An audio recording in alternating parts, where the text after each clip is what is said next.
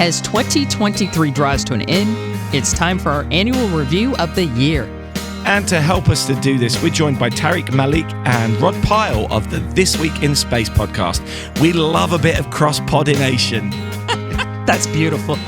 We love to know your highlights from 2023. Let us know via our social media pages at Space and Things Podcast on Threads, Instagram, and Facebook, or via the contact form on our website.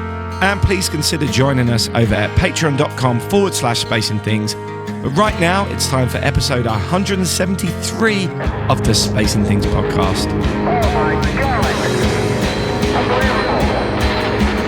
Unbelievable, but it is right this time. You're listening to the Space and Things podcast with Dave Giles and Emily Carney.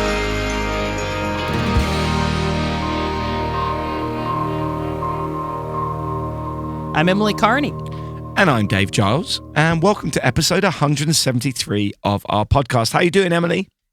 Good. As we're taping the podcast, we're getting ready for the Christmas holiday season and other holidays. So I'm pretty excited. I'm going to Disney World this week, the Magic Kingdom, for the Mickey's Christmas party. So if anybody sees me crying wearing a Mickey hat, just leave me alone. I'm enjoying myself. But yeah, I'm good. How are you, Dave? Yeah, not too bad. It's very busy. Musician at Christmas. Yep. It's a busy time. So bit of a delicate throat, as you might be able to hear this week, but getting through the work, which is wonderful. And it's they're all good time. Christmas parties are fun. To be able to play music for people at their Christmas parties is always fun. Anyway, it's time for our 2023 end of year review. And this week, we're joined by Tariq Malik and Rod Pyle, who host the This Week in Space podcast, which is truly wonderful.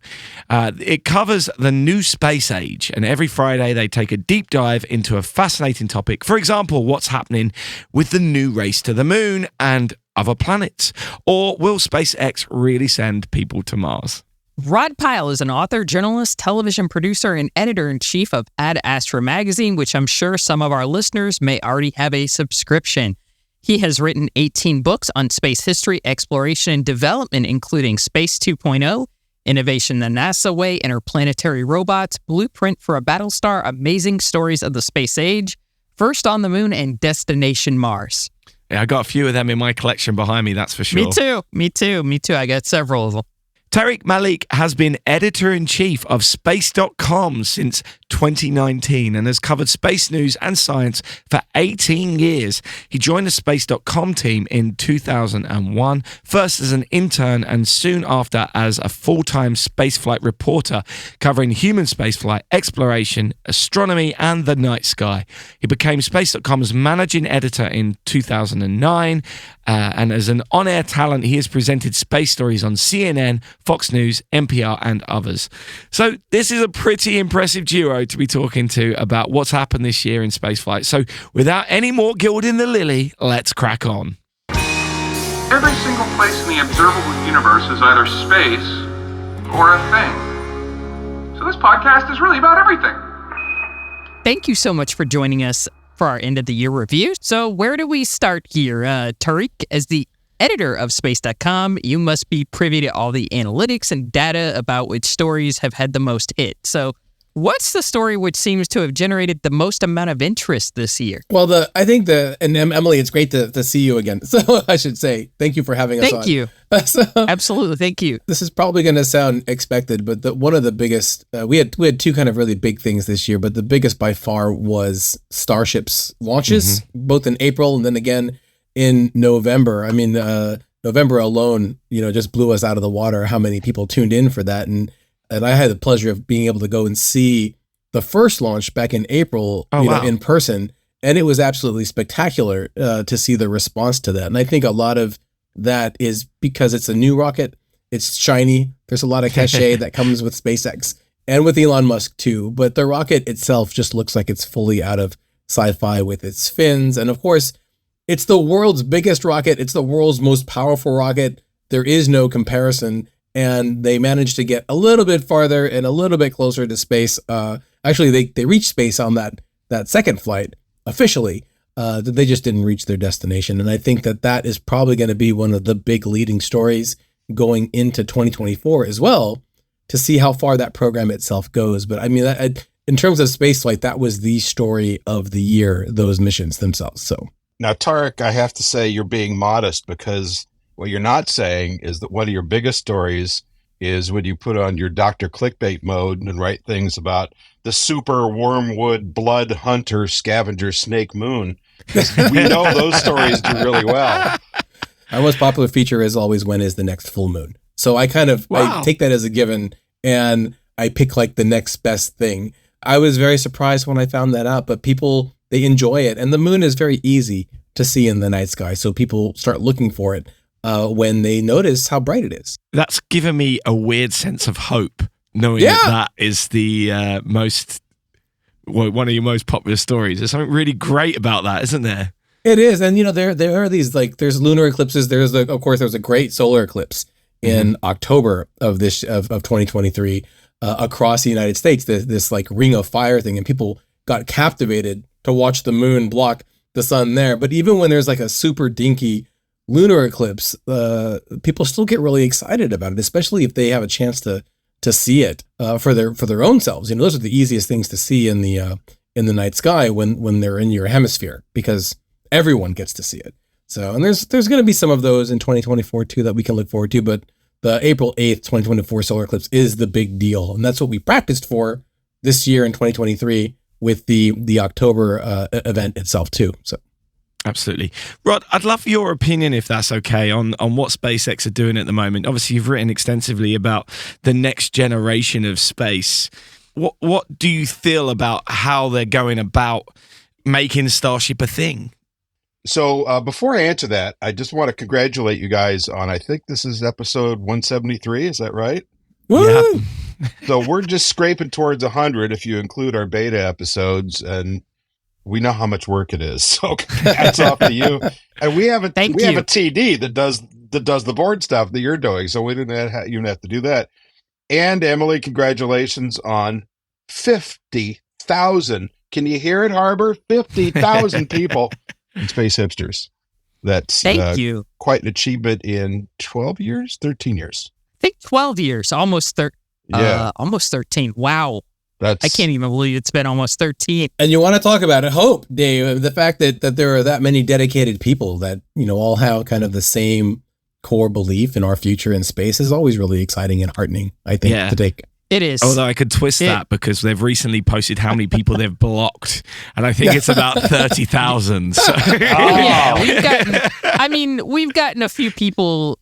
I don't want to get too into it, the porno people and stuff like that. Yeah. We've gotten a little bit of that. Will make you rich. Exactly, exactly that kind of stuff. So we've had to do a few blocks here and there, but 50,000. These are legit people, so we're pretty happy about that. And Tariq, they haven't blocked you yet, so I consider that achievement. So, in answer to your question, and thank you for asking it, I started off the previous decade as an Elon fanboy, I have to confess, starting right up with, the launch of Falcon 1. I thought, okay, this is remarkable. I'm old enough to remember, sad to say, not just the Apollo era, but all those old black and white 50s movies where the crazy guy with the wild hair and some disgraced lieutenant colonel went off to their garage workshop to build a moon rocket, because how hard could it be? And then here comes this guy that kind of got some friends together in 2002 and scraped together some money and said, I'm going to build a rocket. And everybody said, sure. So to watch this progress, not only did they come within this, just, a hair of going out of business had it not been for largely Steve Jurvetson bringing up money in 2008, the stuff they've gone through, watching all those rockets fall over and burn when they were trying to perfect the recovery system, and then watching Elon when he decided he wanted to fly for the Air Force. And he went to the Air Force and said, I want to fly your satellites. And they said, that's nice, kid. Come back to this when you grow up. So what did he do to his next best customer? He sued him. And I thought, well, that's you're leaving out the part where they let him lease a launch pad at Vandenberg and then told him that he couldn't launch their stuff from there. So, because that's money in versus money out, you see. So that makes sense. But today, it's so complicated. I'm sure you guys have talked about it ad nauseum, but we talk about it on our show quite a bit because we're on the Twit Network, which is mostly tech podcast. So they talk about Elon endlessly. He's taken such a turn in the last handful of years, both politically, socially, maybe a hair sociopathically. And it's hard to subscribe the idea that he supports the mission in the same way that he did. And I find that a little disconcerting. I mean, if he hadn't taken his eye off the ball and gone after Twitter and all this other, what I consider to be kind of counterproductive nonsense, but I'm sure he doesn't, we'd have condos circling Saturn right now with a nice view of the ring. So that worries me a bit. So the test launches were inspirational. First one went about as we would expect, given their record of hey, let's shoot it up there and see what happens, and we'll pick up the pieces and look at the data and figure out how to fix it. Second one went a little bit better. It's good that he didn't scatter South Texas with concrete from his launch pad and all that. But we were supposed to land American astronauts on the moon in 2024. No, 2025. Maybe 2027 with Starship, Lunar Starship. And I think, I'm watching the Apollo program over again, except with private-public partnership. And by that, I mean, as a kid, I watched the lunar module be the foot behind the toboggan, dragging down that whole lunar effort. I mean, they made it. It was a spectacular spacecraft, but it was late. And I think we're watching that again with Musk and probably with Blue Origin too. So I admire the man to death. I really respect the way they do business. Have you guys toured the SpaceX plant in Hawthorne, perchance? Emily, surely you have. I have not. No. Oh, well, you've got to go down there. Neither have I. I think you're the only one, Rod. I'd love to someday. That would be cool. So you walk in there, and here's this big glassy lobby, and there's an espresso bar over here, and the brass trophy he got from the NSS, and a plexiglass case over here, and a Dragon capsule in front of you. And as you walk through it, it's like the General Motors of rockets. There's first stages, there's interstages, there's the Dragon capsules in an air room over there that's dustproof and so forth. But there's just pieces of rockets everywhere by the dozens. And there's people, there's ladders, there's people, they're grinding away. I was looking at one guy that was up with the interstage adapter between the first and second stage with a grinder, watching all these sparks go everywhere. And I looked at the engineer that was giving me the tour, and I said, is that how you do mass reduction, just like the Russians do? And she said, oh, yeah, I don't do any of that. We've got to grind out all these little triangles, at least not on that piece. So I just admire the hell out of that. I just want him to get on with it and stop getting distracted. Well, and I'd say, I just add to that you don't have to go to Hawthorne and finagle your way in with the folks at SpaceX to see that pipeline. You can go to Boca Chica Beach and literally be across the street from the world's tallest rocket, and on the way there, you will see not one or two, but like 4 or 5 of those giant boosters, Emily, Dave, and 4 or 5 of the Starship vehicles themselves, just standing out there waiting for their turn to fly.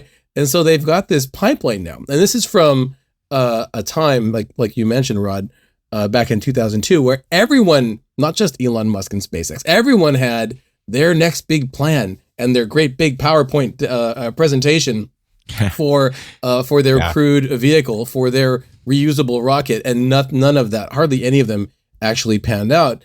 And so I was I believe it when I see it at that point in time. And now you kind of have to say, okay, they're going to do it just on a different timeline, because you see the hardware, you see the rockets coming back. In fact, they just launched, or they're getting ready to launch an Air Force, Space Force spy plane, that X-37B, on a really super used Falcon Heavy rocket. I mean, you can see that the boosters have had their time in the sun and then some. And they've got that track record now that you can, if they say they're going to do it, you can probably bank that they will eventually get there. Well, can I just add one point to what you said? This idea that here's this parade of rockets standing next to where the Starship they just flew was not too long ago. And that's something you just didn't see during the space race. But the other thing you didn't see during the space race, because we were kind of on a quasi-war footing, certainly on a Cold War, we're going to beat your hiney to the moon, you Russians, footing, was you didn't see stuff like Fish and Game saying, the That's you could hurt the darting river smelt out there. And the that's plovers. And believe me, I mean, I am all about the environment, and I feel very sort of two-faced saying this, but there's got to be a limit to what kind of constraints you put on this guy. He has become part of not just the fabric of U.S. national security, but of the U.S. economy. He's a big piece of it, and certainly for our space efforts. And to put these kind of clamps on him, saying, you're going to hurt some ducks when that rocket blows up. And I'm being a little glib here, but they got to loosen the valves, or we're just not going to get where we want to go. It is important, though, just to divest Elon Musk, the person, from SpaceX, the company. Yeah. I mean, he is, he's the CEO and he's the founder, but they're not the same thing. So I want to make sure Gwynne that Shotwell gets major. She gets everything done. Yeah. Yeah. I mean, if you've ever had her on this podcast, she's a remarkable interview. For every aspirational thing that Elon says in the talk, Gwynne will tell you the nuts and bolts of here's what we're going to do. Here's how we're going to do it. Here's how many rivets it takes. There's two guys over there. Wait, get back to work. And she's incredible. Yeah, absolutely. So we've gotten through one question. Yeah, it's all good. This is what happens when you get us in the same room. I love it. I found that really interesting what you were just saying about Elon, and we got to be careful how many constraints we put on it. I think the thing I find frustrating is that some of this was so obvious. How did he not think this is going to come up? Yeah. It's that whole, does he feel like he's above the law now? Does he feel like he can just do anything? And to an extent, I don't want there to be one person who feels like they can just do whatever they want. So I'm quite happy in some regards with them just poking him a little bit and saying, "Oh, you." No, well, just a little bit. I agree. There's got to be a line. There's, when we're trying to do something as experimental as this and as incredible, and it's, as I've said this many times, it's going to save the world. This is a really important rocket. So let's do it. But at the same time, some of it, like the concrete blowing up on that first launch. I mean, it was so obvious. Well, let's not forget, you're dealing with the rebellious colonies here, right? I mean, you live in a civilized country, and we do things like this. And, I really feel like he's channeling the robber barons. If you ever read the book, The Robber Barons, I mean, he and Bezos in his way, and a number of other of these guys are really kind of walking down that path. They're saying, well, it's got to get done. These codes laws are one thing, but civil codes and things like fish and game and others, they're regulations, and regulations are, if laws are like bear traps, regulations are kind of like tying your shoelaces together for these guys, because if you break laws, you can go to jail. If you break regulations, they shake their finger and fine you. Well, but how much can they fine him that it's going to hurt? But we are in like a new era, Rod. I mean, because this is like, all of this stuff is like brand new, right? This whole model for space exploration. No, the only thing I want to bring up to this is because yes, the FAA, yes, Fish and Wildlife are kind of like in it for these launch regulations for these private space flights. But I think there is a growing appreciation or acknowledgement that some things need to change. In fact, Pam Melroy, Deputy Administrator and Space Shuttle Commander, was in a Senate hearing this week as we're recording, where she said that NASA does have to give these other agencies some notice that what they're doing is priority for the country, and that they need to take that into account when they're going through this regulation. So I think things are going to change in the near future. And it's always, Dave, to your point earlier, it's easier to ask forgiveness when you're doing something brand new than it is to ask for permission. And I think that's where a lot of that other stuff came from. So can I just say, I want to make a boomer point here, if I might. In 2014, when they did that first test flight of the Orion, I was over at JPL because I was working there at the time for the launch and the flight. And we had this debrief afterwards. And no, I guess it was actually, I was there for the launch of the flight, but I was also there later. That was it. And the guy that ran the heat shield end of the program was there. So I went up to him after his talk and I said, "Can I ask you some questions?" He said, "Sure." And I said, "So what's the deal with the heat shield?" He said, "Well, we had some unexpected damage and blah, blah, blah." And he kind of, he sort of threaded through the question without really answering it in a way. And I said, what changed between, I mean, you've done this dozens of times, and Apollo came screaming back at 25,000 miles an hour, faster than that one did. And you're trying to send this to the moon. What happened? And he kind of did one of these, looking over each shoulder. And he said, it's the 21st century. Environmentalism caught up with us. He said, do you remember Krylon spray paint when you were young and you used to spray it on something and it dried hard as titanium in about 2 minutes? And I said, yeah. He said, for the same reason you can't do that anymore, we can't use those kind of chemicals, the heat shield. I said, wait a minute. It's not like you're going out, in your backyard in the middle of Chicago and painting this toxic stuff on there. Go out the Mojave Desert. I live near there. It's awful. You're not going to ruin anything. Being a glib here again. And he said, we just can't. We're a federal organization. We're NASA. And we have to obey every environmental rule there is, and they don't make exceptions. And I thought, that's extraordinary. It's progressive and it's very short-sighted at the same time, I think.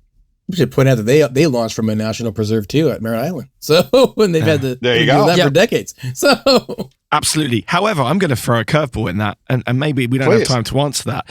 But should we not expect NASA, and maybe this comes down to funding, to be leading the way in figuring out how to do it environmentally? Sure, just do it after you get back to the moon and beat the Chinese. Yeah. Did I say that? I'm sorry. And I guess that's where, being a British person, I have a different perspective on it, right? Yeah. So I hear you. No, it's a really good point. You expect them to be on like the cutting edge. Yeah. Dave, but we are here where, in a place where NASA is now dependent on private companies because they couldn't get that stuff done fast enough and cheap enough, to be able to do it. So they are relying on the ingenuity of these commercial companies to do things better. I think there's probably going to be some kind of reckoning in the next few decades about the large reliance on methane for these next generation of vehicles, because yes, it has more thrust, more propulsion, more performance going on. But they're going to be launching a lot of these giant rockets. And there has just been this year, there were several studies about the impact of that increased launch capacity on the environment. And so you will see a higher uptick in that. There's a company in Maine, Blue Shift. Blue Shift, yeah, we've spoke to them. They're great. Yeah, they've got a novel, biofuel based propellant, and it wouldn't surprise me if companies like that become more common for the most often launched types of payloads. Yeah, absolutely. Right, let's change tack a little bit here. So I think that if you'd said to me at the start of the year what's going to be the biggest story of 2023, I think I would have said Starship. I think that we knew that was coming up. We knew those test launches would happen. So was there a story which has come out of nowhere, which has actually caught the public's attention, other than Full Moons? Well, there was the asteroid Bennu sample return in September, with the OSIRIS-REx mission. I think that was another one. No, we knew that was coming, and we've seen sample return types of missions before, but I found that mission to be a lot more of a redemption story for NASA's sample return efforts than in the past, because we had the similar trajectory as like the Genesis mission, which was a mission to collect. I think that was the solar wind one, and of course their parachute failed and it crashed into a pancake in the Utah desert. And OSIRIS-REx, NASA was really worried that they hadn't collected any samples at all, and it turns out that they got so much that it gobbled up the works initially, and they had to get the hatch closed on their sample return, and it went so well. And that was another big day. Emily, you asked about big days for space.com. I was surprised how many people were interested in that. And then, as Rod teased earlier, you get not just the big drama of this return from the primordial solar system, these samples to give us the glimpse of those beginnings of our whole neighborhood, but you get the fact that they've got all the samples outside the container, and that's what they're using now because they can't open it, and it's been months and they still can't open it. So maybe they're saving it for Christmas, Emily. Maybe they're gonna. They basically these latches, these bolts are stuck, and they're so worried that they're gonna, if they shear them off, they're gonna contaminate the samples. They have to build new tools to actually open them up, and they haven't done it yet. And so we're waiting for them to give us an idea of what those tools are and how that's going. It's just going to take time. That's nuts. Yeah. And so it's like a coffee mug full of material. It's the most asteroid material ever collected, right? And it's just sitting there in this metal casket while waiting for these tools so they can open it up. Meanwhile, they've got all this extra stuff just like on top that they've been able to do science on. And that's already dropping their jaws. They gave a big talk at the American Geophysical Union also over the last week and a half, where they said that they're finding stuff they totally weren't expecting to, hints of water, hints of organic molecules, all of that stuff that is just in there. And so there's more locked in that sample, and it's going to be feeding scientists for decades, I think. Fantastic. All right. So on the flip side of that, is there a story that you think was huge, but just did not gather the attention of the public, maybe as you thought it should? I was fascinated just in the last few days by the laser data link experiments. So within the same week, I think, there was an experiment from the space station to a satellite doing data transfer by laser, and then one from the Psyche probe back to Mount Palomar, of all places, also with laser communications, which transmitted back an image of an orange tabby cat. Or not an image, video. A video. It's the cat video. Tater's the cat. Tater's the cat. Yeah. Oh, there he goes. Clickbait again. And I thought, Emily, this must be one that appeals to you because it's got cats in it, for God's sakes. I was gonna discuss Taters a little more in this podcast. A little more. I'm the number one Taters fan right now. Okay, Taters is like my boy now. I think Taters is the one who saved 2023, in my opinion. I'm kidding. He's our Apollo 8 for 2020. I'm kidding. I mean, when you think about, so there's been a lot of great stories this year, but the ramifications of this, you're talking about a 10 to 100 times boost in bandwidth for data coming back because it's infrared and it's just like more compressed data, I guess, or more denser data, let's put it that way. And the idea that something, out by Uranus, I mean, we got some great images back the other day from the James Webb Space Telescope. But I mean, imagine with that kind of bandwidth, you still have the delay. You can't do anything about that. But the amount of data you get back from something out there quickly, let's say you're doing a flyby. This would completely revolutionize the kind of work that something like New Horizons did. We are kind of squirting back these little bits of data for the next year. So I thought that was a pretty exciting story. Yeah, and it comes on the heels of another laser communications experiment that NASA is also doing with the International Space Station too.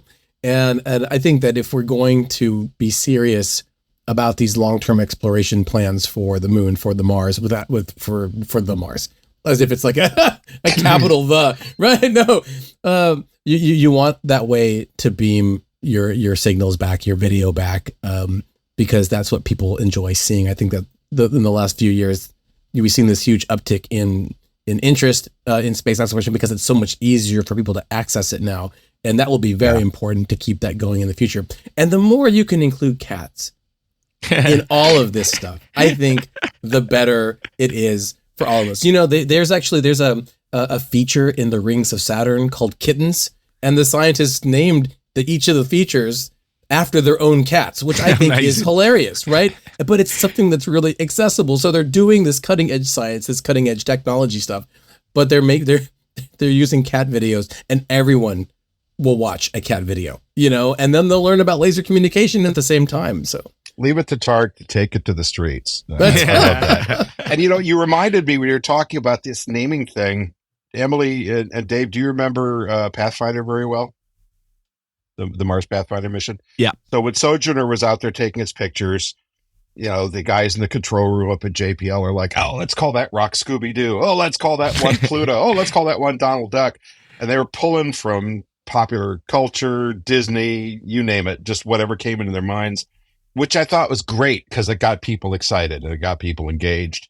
And then, of course, within a few years, I presume NASA's legal department comes along and says, you can't use copyrighted names, guys. We're going to get in trouble.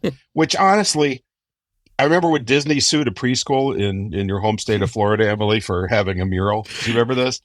Somebody painted a mural that looked like Disney characters, and Disney's like, we're going to shut you down. Very much a black eye for the corporation.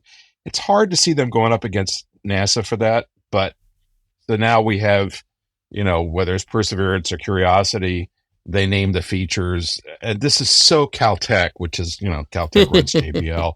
This is so Caltech. I know. We'll name the cool stuff on Mars after significant geology sites in Canada. That'll get people excited. Oh my God. You kind of missed. JPL is usually really good at PR, but they kind of missed it on that one, I think. Well, if you're in Canada, you'd be I was going to say, who doesn't love Canada? If you're Canadian, yeah. I love I Canada. like Canada, but really, look, it's Yellowknife. How cool is that? Yeah, it doesn't have the same kind of feeling as like Donald Duck or anything like that. Yogi Rock was the big popular one that I remember back from Pathfinder. Yeah. So. That's funny. All right. Sorry, that was a little bit of a rant there, I confess. No, it's okay. I had one thing that to what you asked Emily about something that is going on in the background that maybe isn't getting a lot of fanfare, but there is a tug of war right now going on about the future of lunar exploration between NASA and its partners with the Artemis Accords, where they're recruiting a lot of these countries to sign on for the peaceful use of outer space and yada yada yada. And in the background, you have a lot of other agreements between Russia and China and other countries, and they have been slowly over time, and you hear it in piecemeal, recruiting different countries for their kind of separate efforts, and it's just a kind of an interesting thing that I think we should all be following, because it's not a problem until it is a problem, right? Yeah. And I just want to make sure that like the folks that are in charge are paying attention to that kind of thing, because eventually these agreements will get to a point where they yield physical missions. Artemis is still brand new and whatnot, but there will be multiple countries landing in different spots of the moon, with their own goals and their own missions and their own ambitions. And you don't want to see what happened at the end of the space shuttle program when NASA told, Congress that the program's going to end and we need to have this money so that we have no gap. And then no one, makes decisions. And then at the end of it, you end up with like an 8-year gap and you don't have anything going on in the meantime. And everyone, by the time that the last space shuttle flies, is throwing their arms up about how could this happen when they were told 5, 10, 6 years ago. Yeah. And let's be specific. It was Congress looking at each other and NASA saying, how could you let this happen? That's right. To which I hope the then administrator said, excuse me. I just think it's really important that people should be thinking about that stuff, because it's not happening, overnight. It's happening out in drips and drabs. And so it's just important to take note. Yeah. It surprised me how slowly momentum has built on the Artemis Accords. It was launched, nearly 3 years ago now? Yeah. Perhaps. Yeah. And there's only 30-odd countries now signed up. We're up to 33, but that's a lot. It is. I think it's a lot compared to, because the Sino-Russian agreement, I think they have maybe 4 or 5, but they're not. Last I checked, anyway, they weren't officially announcing them. But I wanted to add something to Tariq's comment. Excuse me for interrupting, but it links into that.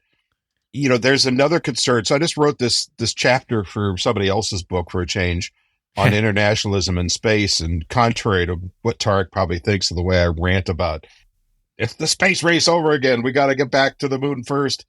It's about, how do you accommodate internationalism in space?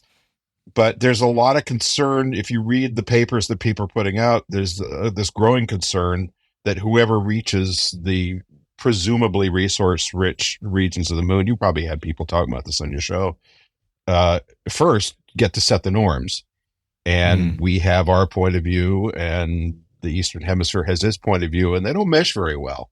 And interestingly, in some ways, China and Russia are kind of observing what you might consider to be the soul of the 1967 Outer Space Treaty a little more than we are, because we're trying to sort of twist that towards being able to commercialize things, because, we're America and it's a capitalist society. So it's kind of, there's a little bit of discomfort there, but there's also a lot of concern about the geopolitical nature of this, and that all feels very familiar too. It's not just countries too. The first private company that lands there, grabs a rock and brings it back, is going to say, hey, look what I can do. And, we're going to have to deal with that too. So. Absolutely. And this all reminds me far too much of season 2 of For All Mankind, which I think leads us nicely onto our next question, Emily. Yes, it certainly does. So do you have a favorite book, documentary, or film, or even television show that's come out in the last 12 months or so.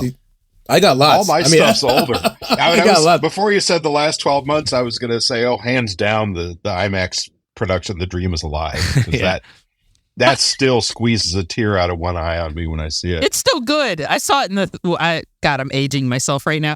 I saw it in the theater long time ago when I was real little. I saw it as an adult, when it first came out. So cry me a river. Yeah, I saw it in the IMAX theater at KSC a long time ago, and when one of my first trips to Kennedy Space Center, and it was freaking awesome in IMAX. Oh, yeah. I wish they would re-release it in IMAX. That first launch with no countdown audio. You were just hearing nature and the birds, and you see the alligator sort of swimming by, and then suddenly the shuttle just lights up. And I remember sitting there with tears streaming down my face. Yep. This is the most beautiful thing I've ever seen. And my then girlfriend looked at me like I was nuts.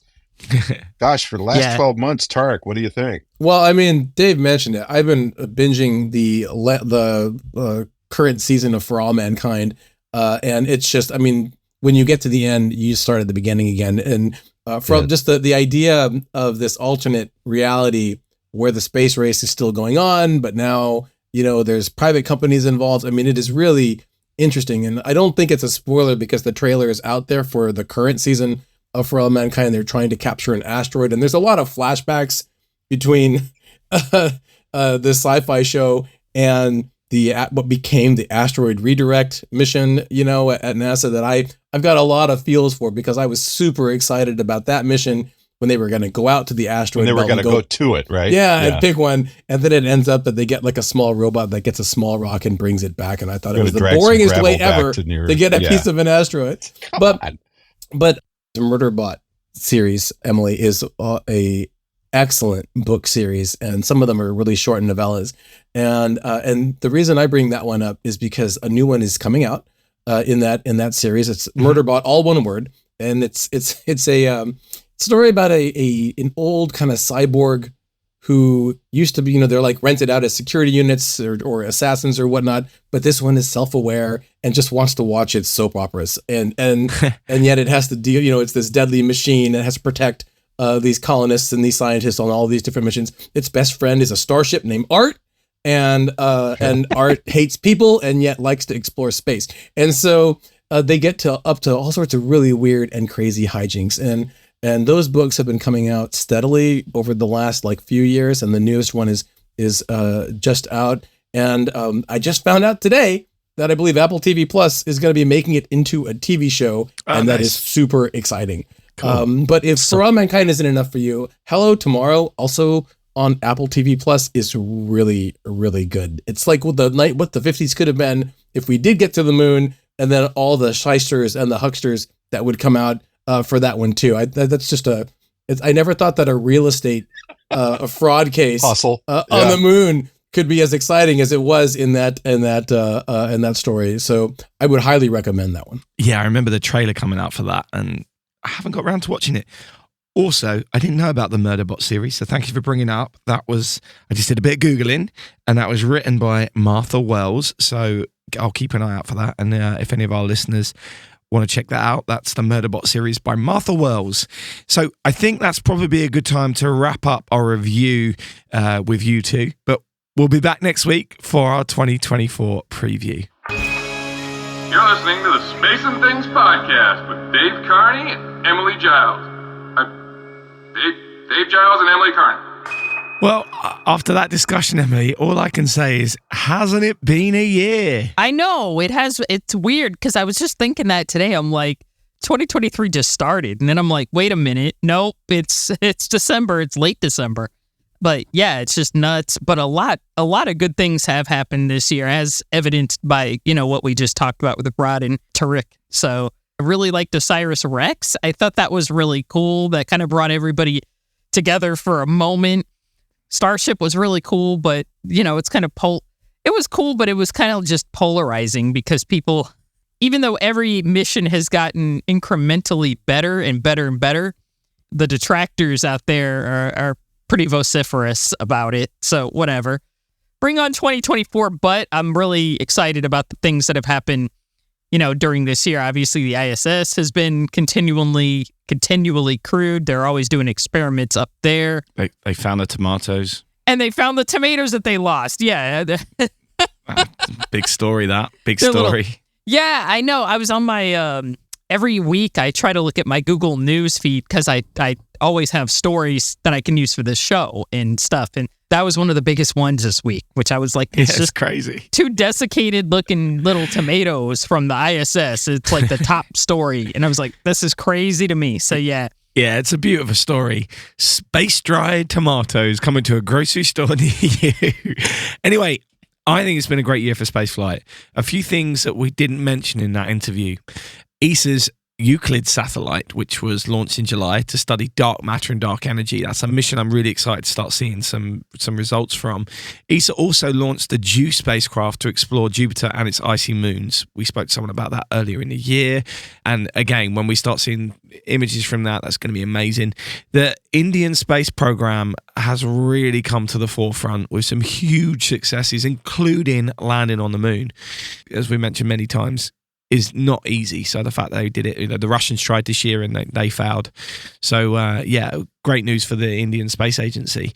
Rod briefly mentioned the Psyche spacecraft, which is a NASA mission to an asteroid. And while we're talking about asteroids, NASA's Lucy spacecraft also performed a flypast of an asteroid called 152830 Dinkinesh, which turned out to be a binary pair. So loads of really cool stuff. Also in human spaceflight, we had a new record. In May, 20 people were in space at the same time, 11 on the ISS, 3 on Tiangong, which is the Chinese space station, and 6 on a Virgin Galactic suborbital flight. So not all in orbit, but actually a few days later, there was a record number of people in orbit as well, which was 17, as there was a crew transfer on Tiangong, which meant there was 6 crew members on board there, as well as the 11 on the ISS. Space tourism is, of course, thriving now. The Axiom 2 crew was part of those 11 people on the ISS, which broke those records. And we've seen, I think, 6 Virgin Galactic suborbital flights, which is pretty cool. There's been plenty of launches this year. A new record, again, another new record for the most launches in a calendar year by a single country. The previous record was 108, held by the Soviet Union in 1982.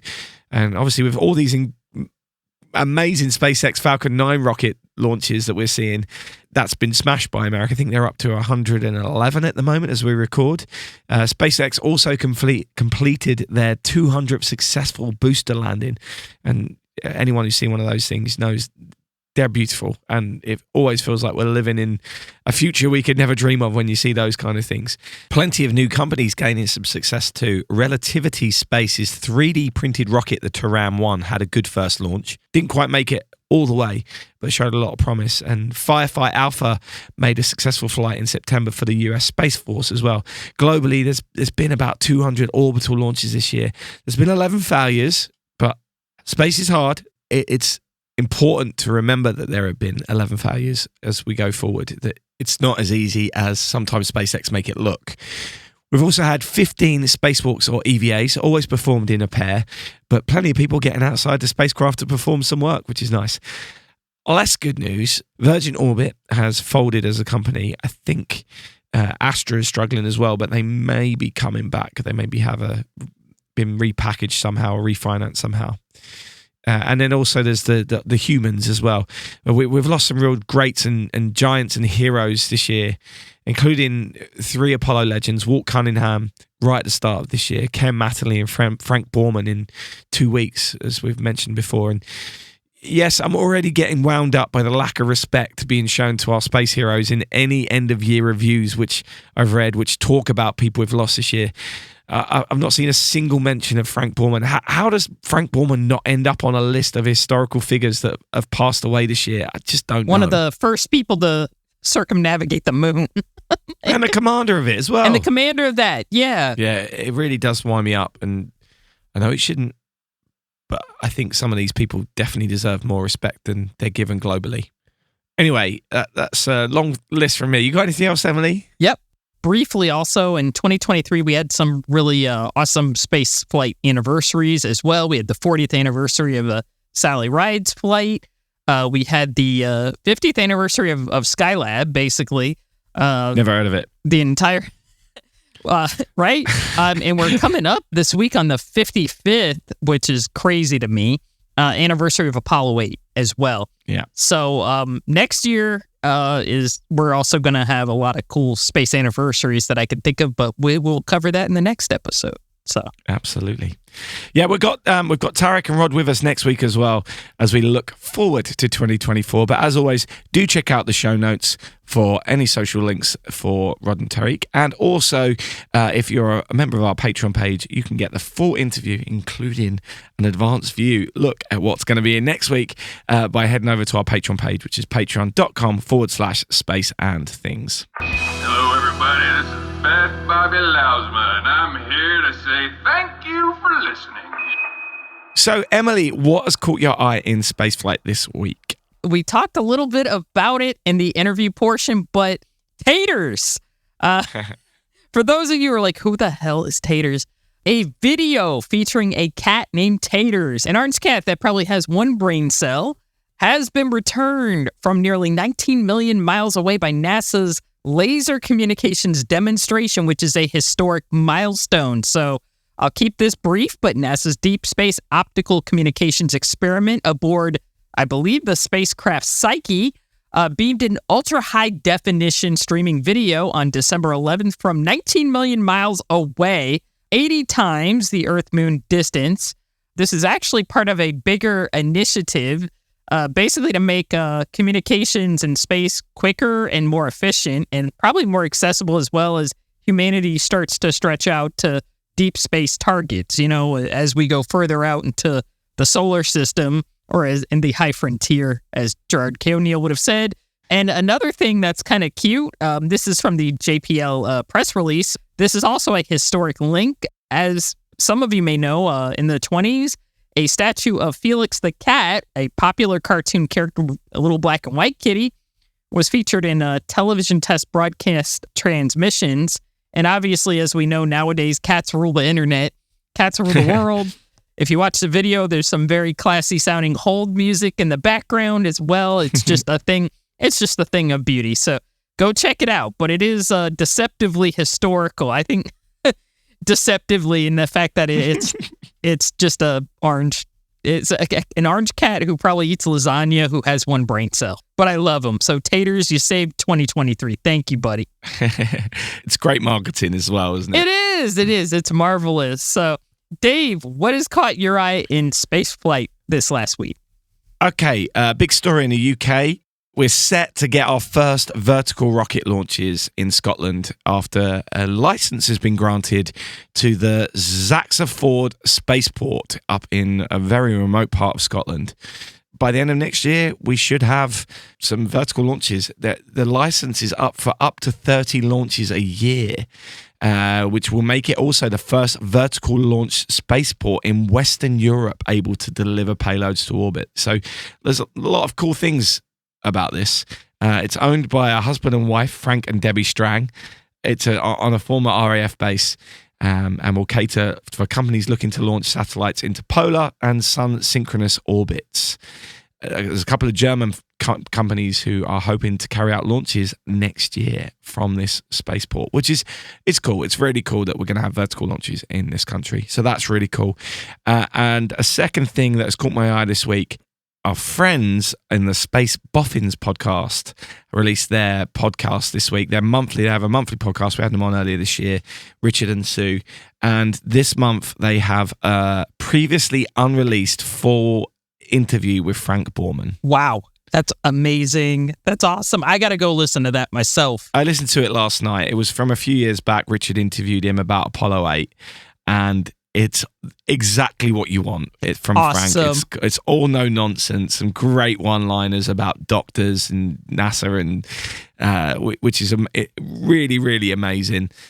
Yeah, worth listening to. So I will put a link to that in the show notes as well, because you could never have too much Frank Borman in your life. Awesome. Agreed. What happens when a musician and a writer get together to make a podcast? Space and things. Okay, that's it for this week. Next week, we've got our 2024 preview, which, as I said earlier, will also feature Rod and Tariq. It was recorded on the same day. We won't have a What's Caught Our Eye in Spaceflight this week section, though, as we're going to have some time off over Christmas. Talking of which, I hope you all have a wonderful holiday season. If you can get some time off yourself, I hope that you enjoy it. Yes, thanks for your continued support as always, and happy holidays to you all. And don't forget, in space, no one can hear you need. This has been the Space and Things Podcast with new episodes every Thursday.